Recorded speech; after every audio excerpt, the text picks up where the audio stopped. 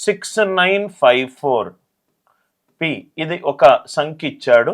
ఈ సంఖ్య 11 తోటి భాగింపబడితే 11 తోటి భాగింపబడితే p వాల్యూ ఎంత అని అడిగాడు. 11 తోటి భాగింపబడితే p వాల్యూ అంటే 6 + 5 11, 11 + p, 11 + p మైనస్ ఆఫ్ సరి స్థానాల్లో ఉన్నది 9 + 4. ఇదంతా 0 అయిందనుకోండి. 0 కావచ్చు, 11 యొక్క గుణిజం కావచ్చు. సో 11 + p -13 0 అయిందనుకోండి. p వాల్యూ ఎంత? 2. p వాల్యూ ఎంత? 2. అంటే ఈ క్వశ్చన్కి ఆన్సర్ ఎంత?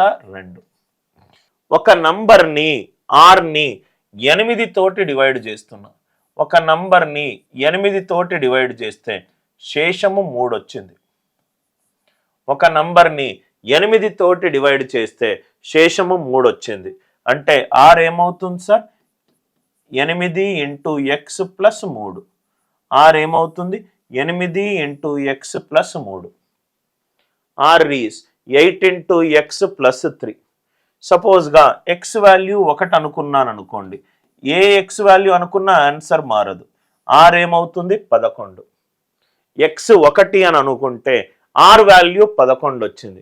What is the remainder? మనకు శేషము కావాలి. దేనికి? r² + 6r + 7. r² + 6r + 7 divided by 8. r² + 6r + 7 divided by 8. r value ఎంత ఉంది? 11 ఉంది. 11 ఉంటే ఇది 11² ఇది 6 × 11 + 7 డివైడెడ్ బై 8. Divided by 8. 11² అంటే 121. ఇది 121. ఇది 66.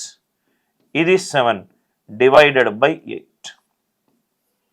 ఇంతవరకు అందరికీ క్లియర్గా సార్?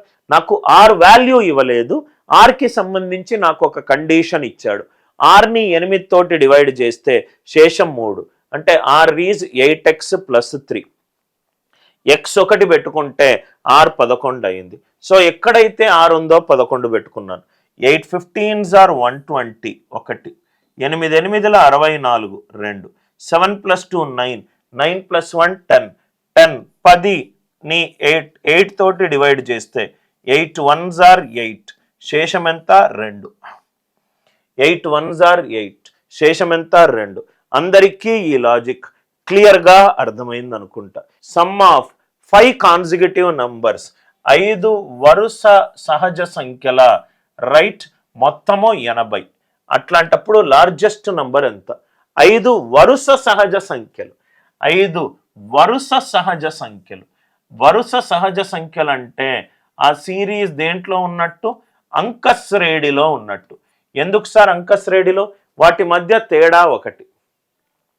వాటి మధ్య తేడా 1 కాబట్టి సిరీస్ అరిథమెటిక్ ప్రోగ్రెషన్ అంటే సహజ సంఖ్యల మధ్యలో తేడా 1 ఉంటుంది.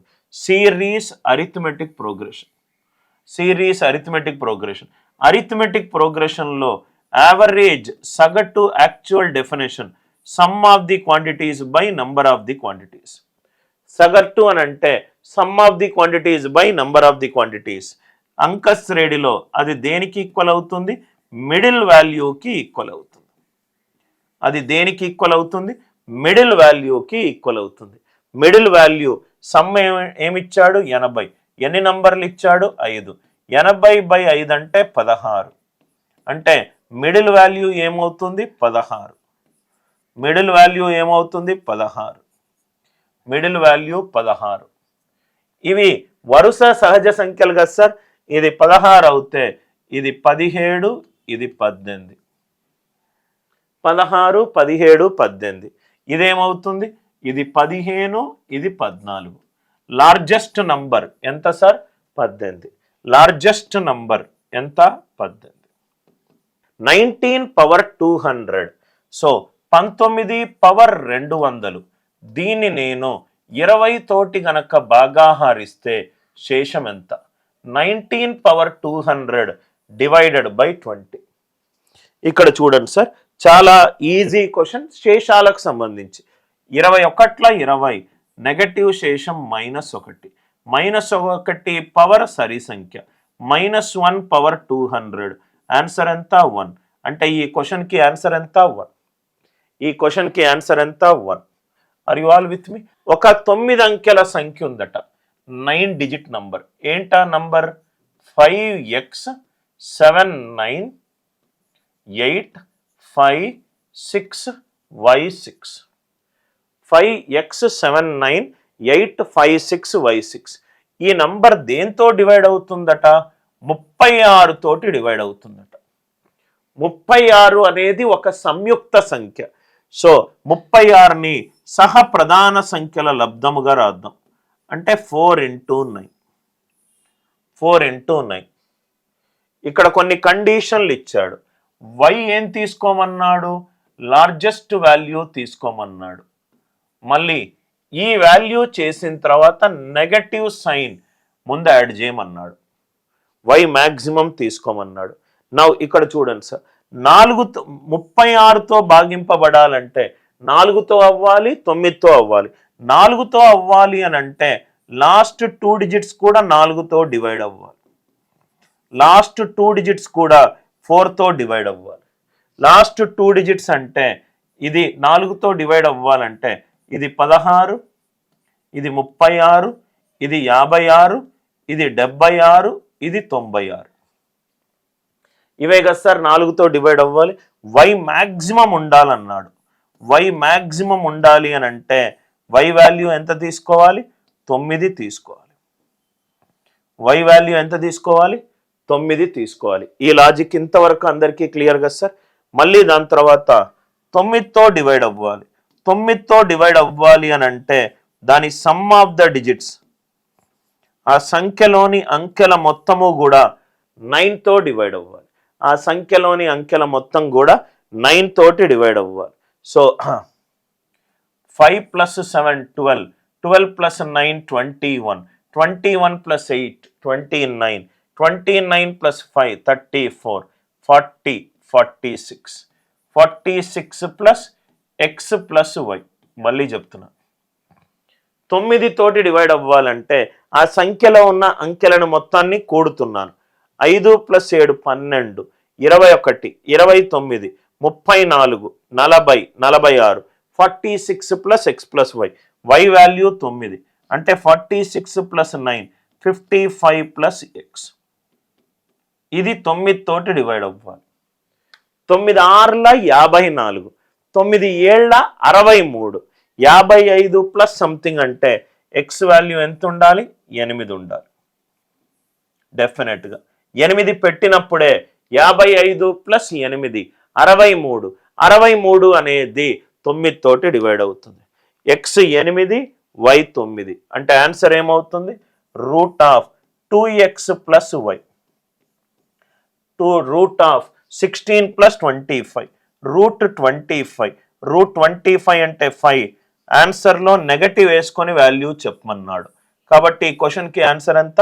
-5. ఈ క్వశ్చన్కి ఆన్సర్ ఎంత? -5. ఈ నంబర్ అనేది 36 తోటి డివైడ్ అవుతుందంటే 4 తోటి అవ్వాలి, 9 తోటి అవ్వాలి. 9 తోటి అవ్వాలంటే ఆ సంఖ్యలో ఉన్న అంకెల మొత్తము కూడా రైట్ 9తో డివైడ్ అవ్వాలి. 4తో అవ్వాలంటే చిట్ట చివరి 2 అంకెలు 4 తోటి డివైడ్ అవ్వాలి. లాస్ట్ 2 డిజిట్స్ 96 కాబట్టి 96, 9 అనేది మ్యాక్సిమం వాల్యూ. y మ్యాక్సిమం తీసుకోమన్నాడు. y 9 తీసుకున్నాను. కూడిన తర్వాత 9 తోటి డివైడ్ అయ్యాయి. ఇక్కడ ఇది కూడా చూసుకోండి సార్, 9 6ల 54, 1 + x అంటే x వాల్యూ 8. x 8 వచ్చింది, y 9 వచ్చింది. సబ్స్టిట్యూట్ చేసుకున్నాను, వచ్చిన ఆన్సర్కి మైనస్ పెట్టుకోమన్నాడు. What number should be subtracted from? ఇప్పుడు ఒక నంబర్ ఉంది సార్, x³ - 4x² - 8x + 11. ఇది ఒక పాలినామియల్ ఎక్స్ప్రెషన్. పాలినామియల్ ఎక్స్ప్రెషన్ దీనికి ఏ వాల్యూ సబ్ట్రాక్ట్ చేసుకుంటే పర్ఫెక్ట్గా x + 2 తోటి డివైడ్ అవుతుంది. పర్ఫెక్ట్గా x + 2 తోటి డివైడ్ అవుతుంది అంటే శేషము 0. x³ - 4x² -8x + 11 plus -k దానిని ఏ వాల్యూతో సబ్ట్రాక్ట్ చేసుకుంటే శేషం మనకు 0 వస్తుంది. ఏం చెయ్యాలి సార్? ఆల్రెడీ మనం డిస్కస్ చేశాము. ఒక బ్యూటిఫుల్ థీరం ఉంది. ఆ థీరం పేరు శేష సిద్ధాంతము. ఆ థీరం పేరు శేష సిద్ధాంతము. ఆ శేష సిద్ధాంతం ఏముంటుందంటే remainder 1 p of x divided by x plus a. ఒక పాలినామియల్ ఫంక్షన్ని x ప్లస్ a తోటి డివైడ్ చేస్తే ఎక్కడ x ఉంటే అక్కడ -a సబ్స్టిట్యూట్ చేసుకోండి అని అంటుంది. ఎక్కడ x ఉంటే అక్కడ -aతో సబ్స్టిట్యూట్ చేసుకోండి. అంటే ఇది -2³ ఇది -4 ఇంటూ ఇది -2² ఇది -8 ఇంటూ -2 ప్లస్ 11 -k -8 -4 ఇంటూ 4 -16 ఇది +16 ప్లస్ 11 -k 16 -16 క్యాన్సిల్ అయిపోయింది.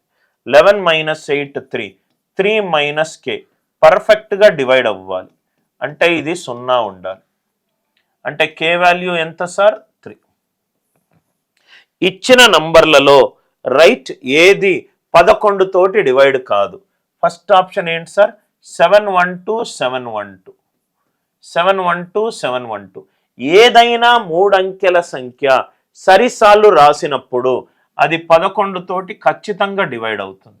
అది 11 తోటి ఖచ్చితంగా డివైడ్ అవుతుంది. 177 210 2 డిజిట్స్ తర్వాత స్లాష్ పెట్టుకోండి. 72 + 27 99. ఇది కూడా ఖచ్చితంగా 11 తోటి డివైడ్ అవుతుంది. 64 614 2 డిజిట్స్ తర్వాత స్లాష్ పెట్టుకోండి. 46 + 6 52 + 14 66. ఇది కూడా 11 తోటి డివైడ్ అవుతుంది. ఇది కూడా 11 తోటి డివైడ్ అవుతుంది. ఫస్ట్ 3 డివైడ్ అవుతున్నాయి కాబట్టి ఖచ్చితంగా ఆన్సర్ ఏంటి? Option D. Which of the following numbers is not divisible by 8? ఏ నంబరు 8 తోటి డివైడ్ కాదు? 8 తోటి డివైడ్ కాదు. 8 తోటి ఫస్ట్ చేసే ముందు అది 4 తోటి డివైడ్ కాకూడదు. 4 తోటి డివైడ్ కాకూడదు అని అంటే ఏదైనా బేసి సంఖ్య రైట్ 97 ఇది 4 తోటి డివైడ్ కావట్లేదు కాబట్టి ఇది రైట్. క్వశ్చన్లో నాట్ డివిజిబుల్ అన్నాడు. ఒక ఎక్స్ప్రెషన్ ఇచ్చాడు 2^2n + 2n. ఇది దేంతో డివైడ్ అవుతుందట? 6 తోటి డివైడ్ అవుతుందట. 6తో డివైడ్ అవ్వాలి అని అంటే n తీసుకునే అతి తక్కువ వాల్యూ ఏంటి అని అడిగాడు. మనం ఇక్కడ ఏం చేద్దామంటే ఆన్సర్ ఆప్షన్ని యూజ్ చేసి సాల్వ్ చేద్దాం. ఫస్ట్ ఆప్షన్ ఏంటి? n value 3. 2^6 + 2 3s are 6. 64 + 6 70. ఇది 6 తోటి డివైడ్ కావట్లేదు. సెకండ్ n = 1 అంటే 2² అంటే 4. 4 + 2 6. ఇది 6 తోటి డివైడ్ అవుతుంది. ఎస్. థర్డ్ ఆప్షన్ n = 0 అంటే 1 కాదు. n = 2 అంటే 16 + 4 20 కాదు. అంటే ఈ ఉన్న ఆప్షన్స్లో ఏ వాల్యూ సబ్స్టిట్యూట్ చేసుకుంటే మనకు 6 తోటి ఖచ్చితంగా డివైడ్ అవుతుంది? Option number B. The least number which must be subtracted. ఒక నంబర్ ఉందట 72 78 745. ఈ నంబర్ నుంచి ఏ నంబర్ని సబ్ట్రాక్ట్ చేస్తే ఆన్సర్ ఖచ్చితంగా 11 తోటి డివైడ్ అవుతుంది. ఆన్సర్ ఖచ్చితంగా 11 తోటి డివైడ్ అవుతుంది. మనం ఆల్రెడీ చాలాసార్లు చేశాము. 11 అనే నంబర్ యొక్క భాజనీయత సూత్రం ఏంటి sir? Some of odd places minus sum of even places. 7 + 5 12 12 + 7 19 19 + 7 26 26 minus 4 + 8 12 12 + 2 14 26 minus 14 minus k divided by 11 should be 0. ఇంతవరకు అందరికీ క్లియరా సార్? దీన్ని 11 తోటి డివైడ్ చేశాను. Some of the odd places 7 + 5 12 12 + 7 19 19 + 7 26 26 minus 4 12 12 minus k when divided by 11 remainder is 0. 11 1s are 11 అంటే ఇక్కడ ఎంత వచ్చింది 1 minus K divided by 11 remainder 0 అంటే కే వాల్యూ అంటే ఎంత 1. కే వాల్యూ ఎంత సార్ 1.